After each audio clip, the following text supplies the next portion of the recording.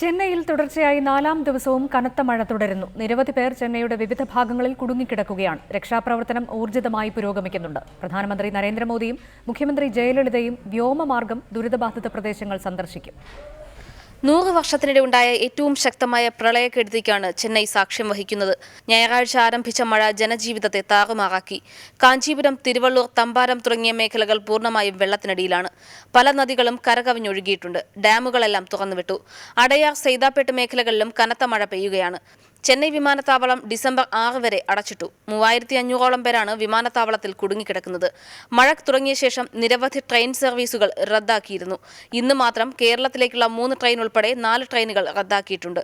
December 4 വരെ ചെന്നൈയിലേക്കുള്ള യാത്രകൾ മാറ്റിവെക്കണമെന്ന് ദ്രുതകർമ്മസേന മുന്നറിയിപ്പ് നൽകി. കേന്ദ്രസേനയും സംസ്ഥാന സർക്കാരും രക്ഷാപ്രവർത്തനത്തിൽ സജീവമായി ഇടപെടുകയാണ്.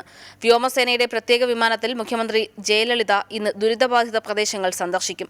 പ്രധാനമന്ത്രി നരേന്ദ്രമോദിയും ഇന്ന് തന്നെ ചെന്നൈയിലെത്തുമെന്ന് അറിയിച്ചിട്ടുണ്ട്. പ്രളയബാധിത പ്രദേശങ്ങളിൽ ഭക്ഷണമോ വെള്ളമോ ലഭിക്കാതെ ജനങ്ങൾ ദുരിതത്തിലാണ്. സംസ്ഥാനം കേന്ദ്ര സർക്കാരിനോട് കൂടുതൽ സഹായം ആവശ്യപ്പെട്ടിട്ടുണ്ട്. രക്ഷാപ്രവർത്തനങ്ങൾ പുരോഗമിക്കുകയാണെന്നും കേന്ദ്ര സർക്കാരിന്റെ ഭാഗത്തുനിന്ന് എല്ലാ സഹായവും ലഭ്യമാക്കുമെന്നും വെങ്കയ്യ നായിഡു അറിയിച്ചു.